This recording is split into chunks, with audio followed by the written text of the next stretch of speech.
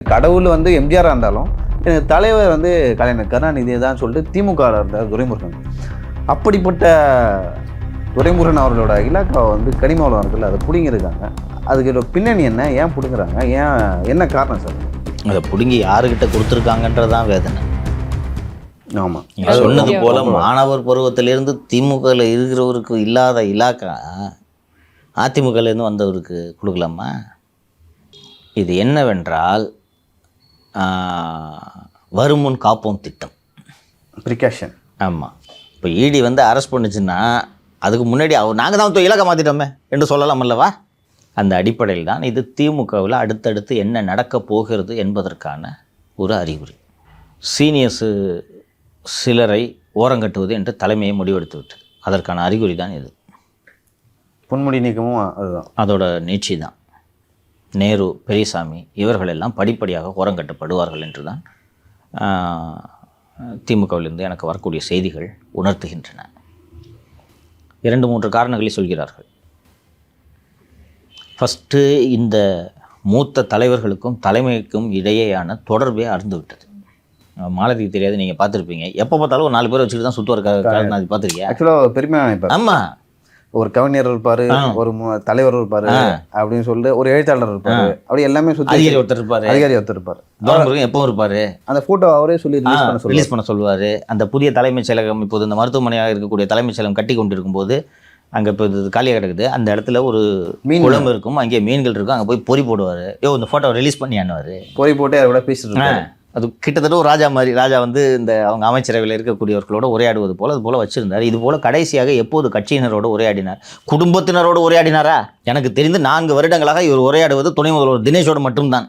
அப்போ அந்த டிஸ்கனெக்ட் அதிகமாகிட்டே இருக்குது. இப்போது நான் தான் துரைமுருகன் என்று வைத்துக்கொள்ளுங்கள். தெரிந்தோ தெரியாமலோ நானும் எனது குடும்பத்தினரும் கரிகாலனையே கிட்டத்தட்ட ஒரு குடும்ப உறுப்பினராக்கும் அளவுக்கு நெருங்கிவிட்டோம். கரிகாலனோடு துபாய் சென்று மகிழ்ச்சியாக இருந்து விட்டோம். எனது மகனும் கரிகாலனும் நெருங்கி பிணைந்து விட்டார்கள். இப்போது திமுகவை நோக்கி புயல் வீசப் போகிறது என்று நன்றாக தெரிகிறது. குறைந்தபட்சம் நான் என்னை காப்பாற்றிக் கொள்ள வேண்டும் அல்லவா? இப்படியெல்லாம் நினைக்கிறது இயல்பு தானே.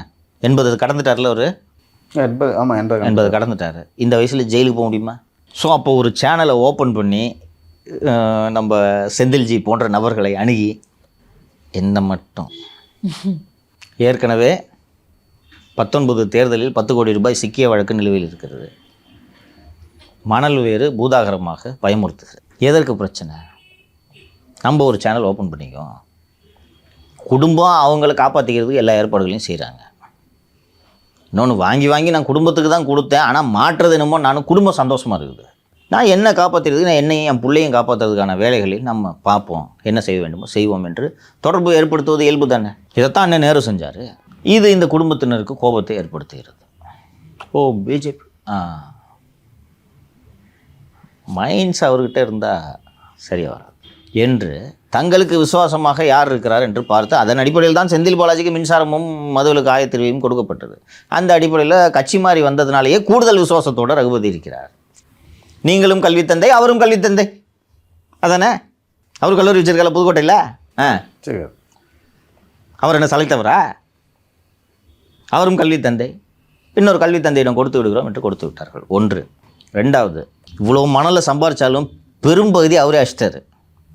நீங்கள் மற்ற மந்திரிங்க கிட்டலாம் இன்னும் எவ்வளோ கணக்கு வச்சு கொடு என்று மிரட்டி இவரிடம் வாங்க முடியாது. என்ன தம்பி நீ வேற தம்பி, இப்படிதான் உங்கள் அப்பா காலத்துலன்ட்டு ஆரம்பிப்பார். எப்பா வேணாம்ப்பா விட்டுருப்பா, அவர்கிட்ட போய் எதுவுமே பேச முடியாது அவர் இல்லையா? ரகுபதினா என்ன, நேற்று 10 லோடு போச்சா, நீ 5 லோடு கணக்கு கொடுத்துருக்க கேட்கலாமா? ஆனால் இதை இந்த திராவிட மாடல் ஆதரவாளர்கள் உருட்டுவதை பார்த்தால்தான் மனது பொறுக்கவில்லை. ஃப்ரண்ட்லைனில் இந்த கல்குவாரி, எம்சாண்ட் இது தொடர்பாக ஃப்ரண்ட்லைனில் ஒரு விரிவான கட்டுரை ஒன்று வந்திருக்கிறது. நல்ல கட்டுரை, ரொம்ப டீப்லி ரிசர்ச் ஆர்டிக்கல் பார்த்து நானே ஆச்சரியப்பட்டேன். ஃப்ரண்ட்லைன் வந்து இதை வந்து ஃபோக்கஸ் பண்ணுறாங்களே. அப்போ எந்த அளவுக்கு முக்கியமானதாக இல்லை, தரமாக வெல் ரிசர்ச் ஆர்டிக்கல் வந்திருக்குது. அதை பார்த்து விட்டு முதல்வர் நடவடிக்கை எடுத்தாராம். அப்போது ஃப்ரண்ட்லைனில் ஒரு நியூஸ் போடுற வரைக்கும் உங்கள் முதல்வருக்கு எதுவுமே தெரியாது. அது அதில் புதைந்திருக்கக்கூடிய பொருள் தானே. ஆனால் ஜால்ரா போடணும்னு முடிவெடுத்த பிறகு என்ன பேசினால் என்ன? ஃப்ரண்ட்லைனில் இது வந்திருக்கிறது, அதனால் நடவடிக்கை எடுத்தார். உண்மையிலே இந்த அடுத்த 10 மாதத்தில் அட்டி நவுத்துறோன்னு முடிவு பண்ணிட்டாங்க. இது ஒரு முக்கியமான துறை, கனிம மற்றும் சுரங்கத்துறை. அதனால நம்ம தூக்கி கணக்கு ஒழுங்காக கொடுக்க மாட்டார் இருந்தாலும் அட்டை கேட்க எங்கள் தம்பி வருமானமே இல்லை தம்பி, எங்கள் தம்பி அதிகாரிலாம் ஒருத்தனும் நம்ம சொல்கிறது இன்னும் புலம்புவார். மனநலம் சேட்டலைட் விட்டு போடாமல் அதையும் மீறி ஏதாவது சொன்னீங்கன்னா அப்போலோ ஹாஸ்பிட்டல் போய் படுத்துக்குவார். இது ரெகுலர் இருக்குது. இப்போ நம்ம நிகழ்ச்சி முடிச்சுட்டு போய் காப்பி சாப்பிட்றோம்ல, அது மாதிரி அவருக்கு அப்போலோ ஹாஸ்பிட்டல் நேற்று படுத்துட்டாரு. இலாக்கா மாற்றம்னு வந்த உடனே பார்த்தா அப்போலோ ஹாஸ்பிட்டல். அவரே சொல்லியிருப்பார். இப்போ நேராக வந்து இந்த இலாக்கா மாற்றத்துக்கான அந்த உத்தரவு இருக்குல்ல, அதை இவங்களே வந்து துரைமுருகன் வீட்டுக்கு அனுப்பாமல் அப்போலோவுக்கு அனுப்பிச்சிருப்பாங்க. எப்படி அங்கே தான் வரும்போது கொடுத்துருங்க அந்த அப்படின்னு ஒரு நர்ஸுக்கிட்ட கொடுத்து. ஸோ இந்த நான் அன்றைக்கி வந்து இந்த திமுக கோட்டை என்ற தூண்கள் அதன் அடித்தளம் உளுத்து விட்டதுன்னு சொன்னாலே இதெல்லாம் இண்டிகேஷன். புரியுதுங்களா? கொஞ்சம் ஒரு தேர்ட் பர்சன் பாயிண்ட் ஆஃப் வியூலேருந்து பாருங்கள். ஒரிஜினல் திமுக காரனுக்கு இல்லாத செல்வாக்கு அதிமுகலேருந்து வந்தவனுக்கு இருக்குது பார்த்தீங்களா? இன்றைக்கி திமுகவில் அதிகாரத்தோடு இருப்பவர்கள் பெரும்பாலானோர் பார்த்தீர்கள் என்றால் அதிமுகவிலிருந்து வந்தவர்கள். ஸோ பொதுவாக வந்து திமுகவில் அடிக்கடி அமைச்சரவை மாற்றம்லாம் ஏற்படாது. செல்வி ஜெயலலிதா அவர்களுடைய ஆட்சியில் ஆகிற மாதிரி. இப்போ தான் ரீசெண்டாக வந்து பார்த்திங்கன்னா செந்தில் பாலாஜி அவர்கள் அவங்களெல்லாம் மாற்றினாங்க. அப்படி இருக்கும்போது சடனாக இந்த கேப்பில் என்ன சார் நடந்திருக்கும்? ஒருவேளை நீங்கள் செந்தில்ஜியை பற்றி சொன்னீங்க இல்லையா, அது தொடர்பான தகவல் போய் சேர்ந்துருக்க வாய்ப்பு இருக்கா? அது மெயினாக வந்து இந்த இவர்கிட்ட வாங்க முடியாதுமா. இன்னும் 10 மாதம் இருக்குமா? அணைய போகிற விளக்குன்றது வெளியில் இங்கே வந்து 234 என்று சொல்லி கொண்டாலும் உள்ளுக்குள்ளே எல்லாருக்கும் தெரியும். சேகர்பாபு ஏமா வாரத்துக்கு 100 டெண்டர் எதுக்குமா போட்டுட்ருக்கார் கார்பரேஷனில்? உங்களுக்கு அணைய போகிற விளக்குன்றது எல்லாருக்குமே தெரியும். திமுகவில் ஒரு பெரும்பாலும் ஒரு சீனியர்ஸில் ஒரு குறிப்பு ஒரு 1/2 டசனுக்கும் மேற்பட்ட சீனியர்கள், அதுவும் வந்து பார்ட்டி ஃபண்டு வராது, நீங்கள் தான் செலவு பார்த்துக்கணும்னு சொன்னோன்னே தம்பி நான் போட்டியாக போடலன்ட்டாங்க. இப்போது ஒரு திரு ஐ பெரியசாமி போட்டியிடுகிறார் என்று வைத்துக்கொள்ளுங்கள். அவர்கிட்ட திண்டுக்கல் மாவட்டம் முழுக்க இருக்கக்கூடிய தொகுதி, பக்கத்து மாவட்டத்தை சேர்ந்த தொகுதி ஒரு 10 தொகுதி கொடுப்பாங்களா? கொடுப்பாங்க. நான் சக்கரபாணிக்கிட்ட ஒரு 10 தொகுதி கொடுப்பாங்க. நான் வசூல் பண்ணி இவ்வளோ 4 வருஷமாக கொடுத்துருக்குறேன், எனக்கு இப்போ வந்து திருப்பி செலவு பண்ண சொல்லுன்னா நானே போட்டி இல்லைப்பான்னு சொல்லிட்டு அவரே போட்டி இல்லைன்னா அவர்கிட்ட போய் தொகுதியை பாருன்னு சொல்ல முடியாதுல்ல. ஆமாம். இதனால் இந்த முடிவை பலர் எடுத்து விட்டார்கள். இன்றைக்கி யாரிடம் பணம் இருக்கிறதோ, யாரிடம் அந்த தொகுதி முழுக்க செலவு செய்வதற்கான செல்வாக்கு இருக்கிறதோ அவர்களுக்கு டிக்கெட் கொடுப்பது என்ற தலைமை முடிவெடுத்து விட்டது. இப்போ இதை விவாதித்ததுனால இந்த இலாக்கா மாற்றம் என்பது துரைமுருகனை அவர்கள் நம்பவில்லை. துரைமுருகன் அரசியல் விட்டு ஒதுங்கினா போதுன்ற முடிவு வந்துட்டாங்க. இல்லை, ஒரு கட்சியில் அவர் தான் வந்து ஒரு அந்த வரலாறு தெரியும், எதுக்கு எப்படி ரியாக்ட் பண்ணாலும் அவருக்கு தான் தெரியும். திமுக ஐடிக்கு தெரியாத வரலாறு துரைமுருகன் தெரியுமா? என்ன பேசுகிற நீ? அந்த மூடு வந்துட்டாங்க. எங்களுக்கு தெரியாத வரலாறா? அது மூடு வந்துட்டாங்க. ஸோ இவர் எப்படி பார்ப்பார் சார் இப்போ துரைமுருகன்? யார் பேசாமல் போட்டு கொடுத்தலாமா குடும்பத்தைன்னு பார்ப்பார். வேறு என்ன? அவர் தப்பிக்கணும்ல. இனி அவருக்கு எதிர்காலம் இல்லை. அவருடைய காலத்திற்கு பிறகு அவரோட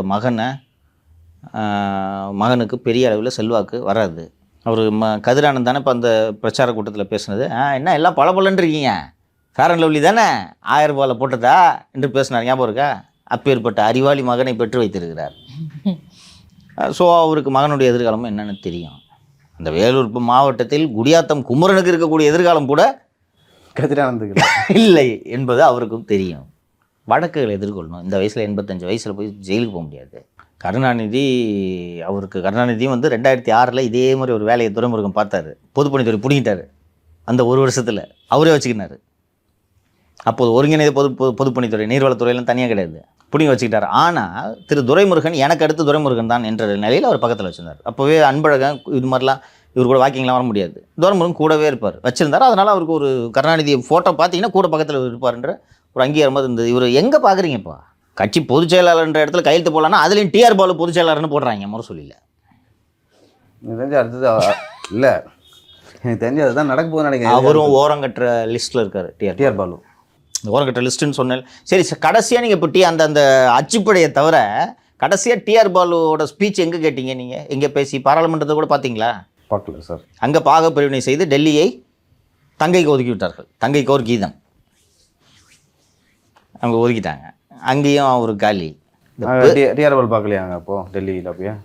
ஸோ ஒரு ஜென்ரேஷனல் சேஞ்ச் திமுகவில் வந்துகிட்டு இருக்கு. அடுத்த ஜென்ரேஷன் இதை ஹேண்டில் பண்ணுமா இல்லைன்றதான் பார்க்கணும். அடுத்த ஜென்ரேஷன் இதை ஹேண்டில் பண்ணுமா இல்லையா என்பதற்கான விடை இன்னும் ஒரு சில மாதங்களில் தெரிந்துவிடும். இல்லை சார், நீங்கள் சொல்கிறத பார்த்தீங்கன்னா அந்த அந்த நீங்கள் சொன்னீங்கன்னா ஒரு பெரிய வெற்றி தான் திமுகவிலே உருவாகும். இதை தெரிஞ்சு வந்து இந்த ஆட்சியோட தொடக்கத்தில் பண்ணியிருக்கலாம்னு வச்சிங்களேன். பண்ணால் 4 வருஷத்தில் நேரம் டைஜஸ்ட் ஆகிருக்கும். ஜெல்லாக புது ஒரு தலைவர் போட்டு மக்களுக்கும் அவங்களுக்கும் அந்த பாண்ட் வந்து அதிகரிச்சிருக்கும். இப்போ தேர்தல் நேரத்தில் கிட்டத்தட்ட 10 மாதங்கள் தான் இருக்குது. 10 மாதத்தில் நீங்கள் ஒரு அந்த இடத்துல ஒரு புதுசாக ஒரு மாவட்ட செயலாளர் போட்டு, தொகுதிக்கு பொறுப்பாளர் போட்டு, இல்லை புதுசாக ஒரு அமைச்சருக்கு இலாக்கா மாற்றி அது மக்களத்தில் எப்படி சென்றடையும், நீங்கள் அது சென்றடையுமோ இல்லையோ அது ஒரு ஓரமாக வச்சுங்க. இங்கே ஏற்கனவே வந்து இவங்க பதவியை காலி பண்ணிட்டீங்க, கட்சி பதவியை காலி பண்ணிட்டீங்க, இலாக்கா மாற்றுறீங்க, அமைச்சர் பதவியை ராஜினாமா சொல்கிறீங்க. இவங்க வந்து எந்த அளவுக்கு உள்ள அரசியல் பண்ணுவாங்க? என்ன வந்து பதவி வந்து தூக்கிட்டேன், என்ன பண்ணுறேன் பாரு, நான் இல்லைனா விழுப்புரம் இல்லை, நான் இல்லைனா வேலூர் இல்லை, நான் இல்லைனா வந்து அங்கே இது இல்லை, கரூர் இல்லை அப்படின்னு சொல்லிட்டு இங்கே இருக்கிற அமைச்சர்கள் வந்து பாலிடிக்ஸ் பண்ண மாட்டாங்கன்னு என்ன இருக்குது? லியோ இது நடந்து கொண்டிருக்கிறது, நடக்க போகிறது. ரொம்ப சரியாக கணிச்சிட்டிங்க, ரொம்ப சரியாக கணிச்சிட்டிங்க. ஒரு விழுப்புரத்தை எடுத்துக்கிட்டிங்கன்னா பொன்முடிக்கு அத்துப்படி இல்லையா? நீங்களே சொல்லியிருக்கீங்க. எனக்கு நான் சின்ன பிள்ளையாக இருக்கும்போது திமுகனா பொன்முடி தான் சார்ன்ட்டு சொல்லியிருக்கீங்க. அவருக்கு அந்த தெரு கார்னர்லேருந்து எங்கே என்ன இருக்குதுன்றது எல்லாமே தெரியும். இன்றைக்கி இளைஞரணியை சேர்ந்த ஒருவரை ஒரு 45 வயது நபர் ஒருத்தர் அங்கே போடுறாங்க. அவருக்கு பொன்முடியோட அனுபவம் இருக்குமா? பொன்முடிக்கு தெரிஞ்ச அளவுக்கு தொகுதியை தெரியுமா? மாவட்டத்தை தெரியுமா? ஃபேஸ் வேல்யூ இருக்கா? ஃபேஸ் வேல்யூ இருக்குமா? இருக்காது. இப்போது பொன்முடி நாளை மீண்டும் எம்எல்ஏ ஆனால் கூட அமைச்சர் பதவி கிடைக்குமா கிடைக்காதான்ற உத்தரவாதம் இல்லை. ஒரு சீட்டு கொடுக்குறாங்களா இல்லையான்னு தெரில. சீட்டை இல்லை, சீட்டு இல்லை. நீங்கள் அப்போ அந்த சீட்டு வந்துச்சுன்னா இது வரும். எப்படி கொடுப்பாங்க? பிரச்சாரத்துக்கு வந்துடாதையான்னு வாங்க. கரெக்டா? அப்போ பொன்முடி எதுக்காக வேலை செய்யணும்? அதுக்கு ஆல்டர்னேட்டிவ் பார்க்கணும்ல நீங்கள். சரி, பொன்முடி இல்லை, ஒரு கட்சி நீங்கள் அதுக்கு பதிலாக தான் உன் பையனுக்கு கொடுக்குறேன், உன் பையனுக்கு எம்எல்ஏ சீட்டு வேணும்னா கம்முன்னு என்று சொல்வார்கள். இருந்தாலும் இப்போது பொன்முடிக்கு லட்சுமணன் தானே அங்கே ஒருத்தர் லோக்கல் லட்சுமணன் பொன்முடிக்கு ஏடிஎம்கேக்காரர் அங்கேருந்து இங்கே வந்துட்டார். ஆமாம். ரைட்டு. இப்போ பொன்முடி ஆகாதால் தான் லட்சுமணன் வெற்றி பெறுவதை பொன்முடி விரும்புவாரா? லட்சுமணனின் ஆதிக்கம் விழுப்புரம் மாவட்டத்தில் வளர்வதை பொன்முடி விரும்புவாரா? விரும்ப மாட்டார். அப்போது லட்சுமணன் போடுற கேண்டிடேட்டு பூரா தோக்கணுன்றது தானே பொன்முடி விரும்புவார். திமுக ஆட்சிக்கு வந்தாலும் வராவிட்டாலும் லட்சுமணனின் ஆட்கள் வந்துவிட்டார்கள் என்றால் பொன்முடி என்ன மரியாதை? ஒருவேளை திமுக ஆட்சிக்கு வந்துவிட்டால் லட்சுமணன் மந்திரி. கரெக்டா? அப்போ லட்சுமணன் மந்திரியாக இருப்பார், முன்னாள் அமைச்சர். இவர் பிச்சாண்டி மாதிரி சுற்றின்னு இருப்பார். கூட வேலு பின்னாடி பிச்சாண்டி சுற்றிட்டு இருக்காரு. பிச்சாண்டி ஒரு காலத்தில் அமைச்சர் தெரியுமா? அது மாதிரி சுற்றின்னு இருப்பார் அவர். அப்போது எப்படியாவது லட்சுமணன் தோற்க வேண்டும் என்ற வேலையை செய்ய வர மாட்டாரா? சரி. இப்போ ஒரு மாவட்டம் போச்சா? எல்லா மாவட்டத்திலும் இது நடக்கப் போகிறது. நான் சொன்னேன் ஏற்கனவே, திமுக என்ற கோட்டையின் அடித்தளம் உழுத்து கொண்டிருக்கிறது. இதெல்லாம் தான் எல்லாம் அறிகுறி. இப்போது நேற்று இந்த மகனுக்கும் தந்தைக்குமான மோதல் குறித்தெல்லாம் விரிவாக சொன்னேன். மீண்டும் திராவிட மாப்பிள்ளை சாரை அதிகாரத்திற்கு கொண்டு வந்து அவரிடம் பொறுப்புகளை எல்லாம் ஒப்படைக்கலாம் என்ற எண்ணத்தில் முதல்வர் அவர்கள் வந்திருப்பதாக தகவல்கள் கூறுகின்றன. அப்போ ஒரு சின்னவர் ஏம்பா தேர்தலே சாயங்காலம் 5 மணிக்கு வைக்க முடியுமான்னு யோசிச்சுட்டு இருக்கிறாரு சின்னவர். இது என்ன காலையில் 7 மணிக்கெலாம் போலிங், ஈவினிங் வைங்க என்ற மூடில் இருக்காரு. உங்களோட துறைக்கு உங்களுக்கு முக்கியமான துறையை கொடுக்கணுன்ட்டு ஒரு துறையை கொடுத்தா அந்த துறையோட மானிய கோரிக்கைக்கு வரல. நீங்கள் உடல்நிலை சரியில்லை. தெரியும் சம்மந்தப்பட்டவங்களுக்கு ஏன் உடல்நிலை சரியில்லை என்பது. அதுக்கு வரல. எந்த நிகழ்ச்சியாக இருந்தாலும் ஈவினிங் 5 மணிக்கு வைன்றீங்க. கட்சிக்காரங்க உங்களை அணுகவே முடியறதில்ல. ஒரு நாளைக்கு இந்த பாருங்கள் 10 பேருக்கு மேலே விசிட்டர் கிடையாதுன்றீங்க. மீதி விசிட்டர்லாம் யாருன்னா உங்கள் ஃப்ரெண்ட்ஸு தான் இருக்கிறாங்க உள்ள. சினிமா ஆட்களை பார்க்குற ஆர்வத்தை நீங்கள் கட்சிக்காரங்களை பார்க்குறதுக்கு காட்ட மாட்டீங்க. கட்சிக்காரனா ஒரு 100 பேர் வந்து உங்கள் கூட ஒரு சால்வே போட்டுட்டு ஒரு ஃபோட்டோ எடுத்துக்கணும். கட்சிக்காரனுக்கு அவ்வளோதான். அவன் திருநெல்வேலியிலேருந்து வந்திருப்பான். உங்களுக்கு கஷ்டமாக தான் இருக்கும். காலையிலேருந்து 1 மணி நேரம் சால்வே போட்டு ஃபோட்டோ கடுப்பாக இருக்கும், நான் ஒத்துக்கிறேன். ஆனால் திருநெல்வேலியிலேருந்து வர்றவனுக்கு அந்த 1 நிமிஷம் தான் கிடைக்குதுன்றதை பார்க்கணும். நீங்கள் உங்களுக்கு 100 நிமிஷமாக இருக்கலாம், அவனுக்கு 1 நிமிஷம் தான். அந்த ஒரு ஃபோட்டோ வச்சு அவன் வாழ்நாளை ஓட்டிடுவான். கரெக்டாக? அவன் எடுக்காமல் போனால் அவனுக்கு எவ்வளோ கடுப்பாகும்? கடுப்பாகும், டிசப்பாயின்மெண்ட்டு. அதிகாரத்தை சுவைக்கிறீங்கல்ல, அந்த தொண்டன் உழைப்பில் தான் நீங்கள் சுவைக்கிறீங்க. அதுக்கு நீங்கள் இதை பொறுத்துக்கிட்டு தான் ஆகணும். அந்த பொறுமை இல்லை. இப்போ தான் சட்டை போட ஆரம்பிச்சிருக்காரு. போன வாரம் வரைக்கும் டிஷர்ட் போட்டு சுற்றிட்டு இருந்தார். ஏன் மாற்றம்? ராசி இல்லையா அது? இந்த நேரத்தில் திராவிட மாப்பிள்ளை சாரின் செயல்பாடுகளை பார்ப்போம். நாம் ஏற்கனவே பேசியது போல் 14 தேர்தல் 16 தேர்தல் 19 தேர்தல் 21 தேர்தல் 3-4 தேர்தல்கள், நான் 3 தேர்தல்கள் செலவு செய்து 21 தேர்தலுக்கு ரூபாயே இல்லை. இந்தியா முழுக்க சென்று அடானி, அம்பானி உள்ளிட்ட தொழிலதிபர்கள் எல்லாம் சந்தித்து 21 தேர்தலுக்கான செலவுக்கான பெரும் நிதியை சேகரித்தவர் திராவிட மாப்பிள்ளை சார். அண்ட் கூட்டணி உள்ளிட்ட காங்கிரஸோடு பேசியது உள்ளிட்ட காங்கிரஸ் கூட்டணி சமயத்துல எல்லாம் சீட்ஸ் எல்லாம் வந்து என்கிட்ட டிஸ்கஸ் பண்ணியிருக்காரு. அண்ட் இது போல் பல்வேறு கூட்டணி கட்சி, டெல்லியில் வந்து இந்த கூட்டணி கட்சி தலைவர்களின் முகமாக இருந்தவர் திராவிட மாப்பிள்ளை சார். பிரசாந்த் கிஷோரை அழைத்து வந்தது திராவிட மாப்பிள்ளை சார். எதுக்கு அங்கிள் பிகே இன்ஹவுஸாக நம்மளே டெவலப் பண்ணலான்ட்டு பிரசாந்த் கிஷோரை விட தரமாக பெண் நிறுவனத்தை உருவாக்கியது திராவிட மாப்பிள்ளை சார். அவர் ஆதவர்ஜன் வச்சு பண்ணாரு, யாரை வச்சு பண்ணாரு, பெண் நிறுவனத்தை உருவாக்கியது திராவிட மாப்பிள்ளை சார். இப்போது தென்னகத்தின் எலான் மஸ்க் ஆகலாம் என்ற அளவுக்கு ஒரு தொழில் நிறுவனத்தை தொடங்கி இருக்கக்கூடியவர் திராவிட மாப்பிள்ளை சார். ஸோ இந்த ஆட்சி நிர்வாகத்தில் இந்த ஆட்சி வருவதற்கே ஒரு முக்கிய தூணாக விளங்கி உழைத்தவர் திராவிட மாப்பிள்ளை சார். அவரை நீங்கள் சுத்தமாக ஒதுக்கி வச்சிங்க. அவர் மீதும் தவறு இருக்கிறது. போய் எங்கே பார்த்தாலும் 33 கோடி வாட்சை கட்டிட்டு சுற்றிட்டு இருந்தேன்னா அதை ஃபோட்டோ எடுத்து வர போடுறாங்க, வாட்ச் விலையெல்லாம் போடுறாங்க. இன்னொன்று, நீங்கள் வெளிநாடுகளுக்கு செல்லும் போதெல்லாம் உங்களுக்கு முன்பாக வெளிநாடுகளுக்கு சென்று அங்கே இந்த தேவையான நீங்கள் சந்திக்க வேண்டிய தொழிலதிபர்களை எல்லாம் அப்பாயின்மெண்ட் எல்லாம் ஃபிக்ஸ் பண்ணி ஏற்பாடு செய்து வைப்பது திராவிட மாப்பிள்ளை சார். அவரை நீங்கள் பகிஷ்காரம் செய்து இந்தியாவிலே இருக்கக்கூடாது, வெளிநாட்டிலே சுற்றினர் என்று அனுப்பி வைத்து விட்டீர்கள். ஆனால் ஒரு செங்கலை தூக்கி காட்டியதை தவிர எதற்குமே உழைக்காமல் இருந்தது உங்கள் மகன். உங்கள் மகன் எம்எல்ஏ, உங்கள் மகன் அமைச்சர், உங்கள் மகன் துணை முதலமைச்சர். சரி, இப்போதாவது கட்சி பணிகளை அவர் செய்கிறாரா என்றால் மாலை 5 மணிக்கு மேல் தான் எழுந்து சூரியன் மறைவைத்தான் பார்க்கிறார். அவர் வாழ்நாளில் சூரிய உதயத்தையே பார்த்ததில்லை. கட்சி பெயர் தான் உதயசூரியன், ஆனால் மகனே உதயசூரியனை பார்த்ததில்லை என்று சொல்கிறார்கள். சரி, இப்போது மீண்டும் இவரிடம் பொறுப்பை ஒப்படைத்தால் இந்த கட்சி பஞ்சாயத்தெல்லாம் மேனேஜ் பண்ண முடியுமா அவரால்? கேட்பாரா? குறைஞ்சது கட்சிக்காரன் சந்திக்கலாமா? எந்த கட்சிக்காரன் வந்தாலும் பார்க்குறாரா? ஃபண்டு மொபிலைஸ் பண்ணுவாரா? கேண்டிடேட் செலெக்ஷனில் உதவுவாரா? இவர் சண்டை தான் இழுத்து விடுறாரு. இப்போ இந்த வாரம் கூட டிக்கெட்டு ஆஸ்பிரண்ட்ஸை குறிஞ்சியில் பார்க்குறாரு சின்னவர். இப்போ சின்னவர் கூப்பிட்டு டிக்கெட் ஆஸ்பிரண்ட்ஸை பார்த்தாருன்னா கட்சி தலைமை என்ன முடிவு எடுக்குன்றதில் ஒரு சிக்கல் வருமா? திராவிட மாப்பிள்ளையாக இருந்தால் இதெல்லாம் திரைமறைவுக்குள்ளே முடிச்சிருவார். இந்த பிரச்சனைகள் வராதல்லவா? ஸோ மீண்டும் அழைத்து ஓவரால் மேனேஜ்மெண்ட், முதல்வரால் இதெல்லாம் பார்க்கவே முடியாது. உங்களுக்கு தெரியும், 2 மாவட்டத்தில் பஞ்சாயத்தினா கூட முதல்வரால் பார்க்க முடியாது. இன்னொன்று, பின்னணியில் நின்று இந்த அரசாங்கத்திற்கு முக்கிய தூணாக இன்று வரை செயல்பட்டு கொண்டிருப்பது மாப்பிள்ளையின் பெண் நிறுவனம் தானே. ஸோ அந்த அடிப்படையில் அவர்கிட்ட எல்லா பொறுப்பையும் ஒப்படைக்கலாமா என்ற முடிவுக்கு முதல்வர் வந்திருப்பதாக தகவல்கள் கூறுகின்றன. அது வந்து இந்த ஜூனியரில் வந்த கவர் ஸ்டோரியோட நீட்சியும் கூட. முதல்வர் ரொம்ப அப்செட்டு, அவருக்கு தேவையான எல்லாமே செஞ்சு கொடுத்தும் கூட அவர் இன்னும் சினிமாக்காரராகவே வாழ்கிறார் என்று அதில் இருப்போது இவர் சினிமாக்காரராக வாழ்கிறார். மாப்பிள்ளை ஒரு மென்பொறியாளராக வாழ்க்கையை தொடங்கி ஒரு முழுநேர அரசியல் சிந்தனையாளராகவே மாறிவிட்டார். எப்போதும் சிந்தனை, மீண்டும் திராவிட மாடல் ஆட்சியை எப்போது கொண்டு வருவது, நாம் 33 கோடிக்கு எப்போது வாட்ச் வாங்குவது, இதை தவிர திராவிட மாப்பிள்ளைக்கு வேறு சிந்தனைகள் இல்லை. சரி, அவரோட சொந்தக்காரர் ஒருத்தருக்கு நல்ல பவர்ஃபுல்லான மந்திரியாக கொடுத்து வச்சாலும் அவரையும் தூக்கி பண்ணி தூக்கி ஓரம் போடுறீங்க. இதனால் மனவேதனையில் திராவிட மாப்பிள்ளை சார் ஐரோப்பா, ஆஸ்திரேலியா, துபாய், அபிதாபி போன்ற இடங்களில் சுற்றி கொண்டு இருக்கிறார். இப்போது இந்த தேர்தல் நெருங்குவதால் பிரச்சனைகள் இப்போது தான் முதல்வரோட கவனத்துக்கு. நான் சொன்னேன் ஏற்கனவே, கட்சி பிரச்சனை அதிகாரி தீர்த்து வைக்க முடியாதுன்னு சொன்னேன். இப்போ கட்சி பிரச்சனை தீர்த்து வைக்கிறதுக்கு கட்சியில் யாரை முதல்வர் நம்பி ஒப்படைக்கலாம்? மகன் அப்படிலாம் மருமகன் 2 தான் இல்லையா? செந்தில் பாலாஜி நம்பி ஒப்படைக்க முடியாது. கட்சிக்காரன் எவனும் மதிக்க மாட்டான். கரெக்டாக வேலுவை நம்பி ஒப்படைச்சிங்கன்னா வேலு ஒட்டுமொத்த கட்சியும் வேலூர் கட்சியாக மாற்றி விடுவார், திருவண்ணாமலை கட்சியாக மாற்றி விடுவார். இப்படியெல்லாம் கிரிவலமாக வேண்டியதான். பொதுச் செயலாளரை கணக்கிலே எடுக்கிறது இல்லை. கட்சியின் முதன்மை செயலாளர் திரு நேரு ஏற்கனவே பிஜேபியோட உறவில் இருக்கிறார். எம்ஆர்கே பன்னீர்செல்வம்லாம் வேஸ்ட்டு, அவர் இந்த லிஸ்ட்டில் சேர்க்க முடியாது.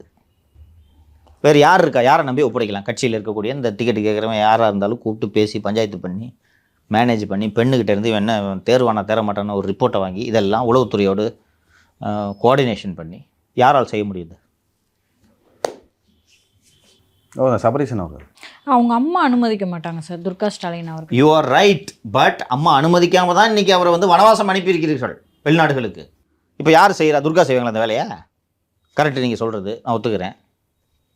இருந்தாலும் என் மகனுக்கு இல்லாத ஒரு அதிகாரம் என்று வரத்தான் செய்யும். மகன் தான் மகுடம் சூடணும். கரெக்டு, நான் இல்லைன்னு சொல்ல, மகன் வேலை செய்யணுமே. திரும்பவும் சபரீசன் அவர்களே வேலை செய்யட்டும், இவர் வந்து ஆட்சியில் அதுதான் நடக்க போகிறதுன்ற அப்படின்னு அவங்க நினைப்பாங்க, நான் சொல்லலை. இல்லை நீங்கள் சொல்கிறது சரி. வேலையை இப்போ ஒப்படைக்க போகிறாங்க. உதயநிதி என்கிட்ட அந்த வேலையை கொடுங்கன்றாரு. பின்னாடி சுனில் இருக்காரு. பார்த்தீங்களா அண்ணாமலை எப்படி ஆப்ரேட் பண்ணுறேன், நம்ம பண்ணிடலாண்ணே. அவர் சுனில் இருக்கிற தைரியத்தை நம்மளே ஸ்ட்ராட்டஜி எல்லாம் ஃபார்ம் பண்ணலான்ட்டு இவர் இது பண்ணிட்டு இருக்காரு. இவரை நம்பி கொடுக்குறது சரி, ஒரு நம்பி ஸ்ட்ராட்டஜினா ஒப்படைக்கிறேன். இது வரைக்கும் நீ என்ன பண்ணி காமிச்சிருக்க? இளைஞரணி கூட்டத்துக்கு பிஏவை அனுப்பி நடத்துகிறியா நீ? ஈரோடு கிழக்கு தேர்தல் நடைபெற்று கொண்டிருந்த சமயத்தில் திராவிட மாப்பிள்ளை சார்தான் சென்று அங்கே இருக்கக்கூடிய தொழிலதிபர்களை சந்தித்து விட்டாங்க, ஞாபகம் இருக்கா? அப்போ தான் போய் கேட்குறாங்க, உங்களுக்கு என்ன பிரச்சனை சொல்லுங்கள், ஞாபகம் இருக்கா? யார்கிட்ட சொன்னாங்க? கேட்குறாரு. கிரைசிஸ் மேனேஜராக தான் திராவிட மாப்பிள்ளை சார் போகிறாருங்க. இவர் அனுப்ப முடியுமா அந்த வேலையே? இப்போ தெரியுதா? ஸோ மீண்டும் இந்த தேர்தலில் டிக்கெட்டு இவர் இந்த பக்கம் இன்டர்வியூ நடத்துகிறாரு. டிக்கெட் டிஸ்ட்ரிபியூஷன் அண்ட் இந்த பார்ட்டி கன்ஃபியூஷன் எல்லாம் கிளியர் பண்ணுற பொறுப்பை திராவிட மாப்பிள்ளை சாரை அழைத்து ஒப்படைக்கலாம் என்ற மூடுக்கு முதல்வர் வந்து விட்டார். நீங்கள் சொன்ன காரணத்தினால தான் அவர் ஒதுக்கி வச்சது. அதுவும் போய் சொல்லுவாங்கல்ல, இவரால் தான் பிரச்சனை. அந்த பாருங்கள், அந்த தம்பி கூட போட்டிருக்கு 33 கோடிக்கு வாட்சுன்னு.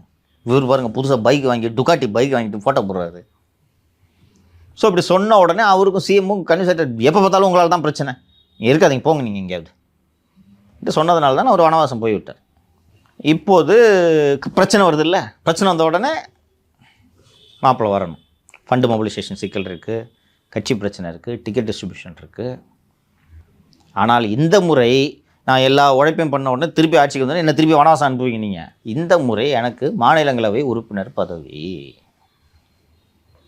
மாப்பிள்ளை என்ன மூடில் இருக்காருன்னா எனக்கு கொடு. தெலுங்கு தேசம் கட்சியை ஒரு மாப்பிள்ளை நடத்தும் போது திராவிட முன்னேற்ற கழகத்தை இன்னொரு மாப்பிள்ளை நடத்த முடியாதா? அதை நோக்கி தான் திமுக செல்கிறது. போது அந்த மூடுக்கு வந்துட்டாங்க. இவர்கிட்ட போய் பிரச்சனை உண்டு கொடுக்க முடியுமா? இவர் தான் பிரச்சனையை உண்டு பண்ணுறாரு. அவர் சீக்கிரமாக எழுந்துருவாராங்க சார், இல்லை எப்படி பொறுப்போடு இருப்பாரான்னு கேட்குறேன். இங்கே பாருங்க மாலதி, இந்த பிஹேவியருக்கான ரீசனை புரிஞ்சுக்குங்க. ஒரு கவாசாக்கி 2 ஸ்ட்ரோக் பைக்கை வச்சுக்கிட்டு ஐடி கம்பெனியில் வேலை செஞ்சவர் தான் சபரீசன். இந்த வீட்டில் பொண்ணு எடுத்தவனை தான் 33 கோடி வாட்சிடலாம். அப்பா இவர் மைண்டு அதை நோக்கி வேலை செஞ்சுக்கிட்டே இருக்கும். பிறகும் போதே கோல்டன் ஸ்பூனோட பிறகுறீங்க நீங்கள். உங்களுக்கு எது கிடையில? 15 அரியர்ஸ் வச்சு உங்களுக்காகவே லயோலா கல்லூரி பிரத்யேக தேர்வு நடத்தி நீங்கள் டிகிரி முடிக்கிற அளவுக்கு உங்களுக்கு செல்வாக்கு. விஸ்காமில் உனக்கே தெரியாதுல்ல, விசாரிங்க. அந்த அளவுக்கு உங்களுக்கு செல்வாக்கு. எங்கேயும் வேலைக்கு போனதில்லை. வேலைக்கு போனார் எங்கேயாவது? டைரக்டர் ரவிக்குமார் சொன்னார், ஞாபகம் இருக்கா? நான் தான் சொன்னேன், ஒரு ப்ரொடக்ஷன் கம்பெனி வச்சு கொடுங்க தம்பிக்கு. படமே சூப்பர் ஸ்டாரை வச்சு குருவி. இப்படி வளர்றீங்க. உங்களுக்கு எதை நோக்கி நீங்கள் ஓடணும்? எது கிடைக்கல உங்களுக்கு லைஃப்பில்? எதுக்காக கஷ்டப்படுறீங்களா? டிகிரி எப்படி தான் வாங்கினீங்க? எது கஷ்டப்பட்டீங்க லைஃப்பில்? ஒரு விஷயத்த சொல்லுங்கள். அப்போ எப்படி உங்கள்கிட்ட அந்த டிரைவ் இருக்கும்? திராவிட மாப்பிள்ளை சாரிடம் அந்த டிரைவ் இருக்கிறது. நான் மீண்டும் மீண்டும் என் தகுதியை இந்த குடும்பத்தில் முதலில் நிரூபிக்க வேண்டும். உங்கள் புள்ள மட்டும் இல்லை, நானும் கான்ட்ரிபியூட் பண்ணுறேன். தன்னை நிரூபித்து கொண்டே இருக்க வேண்டும். தேவை முடிஞ்ச பொண்ணு அட்டி விட்டாங்க, இப்போ மீண்டும் நிரூபிக்கணும். இப்போது அந்த வெற்றிடத்தை உணர தொடங்கி விட்டது குடும்பம் இல்லையா? ஸோ அந்த வெற்றிடத்தில் மீண்டும் திராவிட மாப்பிள்ளை சாரை அமர வைக்க போகிறார்கள். போய் அவரும் சிம்பாலிக்கெல்லாம் சொல்லி பார்த்துட்டாரு. டெல்லியில் இந்த பிரசிடென்ட்டு பேலஸ்க்கு பக்கத்தில் பாராளுமன்ற வளாகத்திலாம் சைக்கிளுக்கெல்லாம் வச்சு ஃபோட்டோ போட்டு இந்த கட்டடத்துக்கு நான் போனோம் என்றெல்லாம் உங்கள்கிட்ட நாசுக்காக சுட்டி காட்டி விட்டார். அங்கே போய் அவங்களோடலாம் ஃபோட்டோ எடுத்து எதுக்கு ஃபோட்டோ எடுக்கிறாரு? ஓ இங்கே தான் நம்ம இருக்கிற போகிற இடம், போய் பார்த்துட்டு வந்துடலாம் சொல்லிட்டு ஃபோட்டோ போட்டுருக்காரு. அவ்வளோ ஒரு நாசுக்காக சுட்டி காட்டியும் கூட ஒரு வார்த்தை உங்களுக்கு நீங்கள் மாநிலங்களவை செல்கிறீர்களா என்று கேட்டிருக்கிறார்களா? அந்நியார் தனது தம்பிக்கு மாநிலங்களவை கொடுக்கவில்லை என்பதற்காக அதிமுக கூட்டணி பிச்சுக்கிட்டு வந்துட்டாங்க. அதுபோல் இந்த குடும்பத்தில் யாருக்காவது அக்கறை இருக்கிறதா? ஸோ அந்த அடிப்படையில் மீண்டும் திராவிட மாப்பிள்ளை சாரின் செல்வாக்கு தேவை. செல்வாக்கு என்று சொல்வதை விட தேவை. பெண் நிறுவனத்தை சொல்லி நீங்களே எலெக்ஷன் ஒர்க்கை பாருங்கள். இங்கே தான் 21லேயும் பார்டரை தான் ஜெயிச்சாங்க, ஞாபகம் இருக்கா? ஸோ நீங்களே இந்த வேலையை பாருங்கள் என்று ஒப்படைக்க இருக்கிறார்.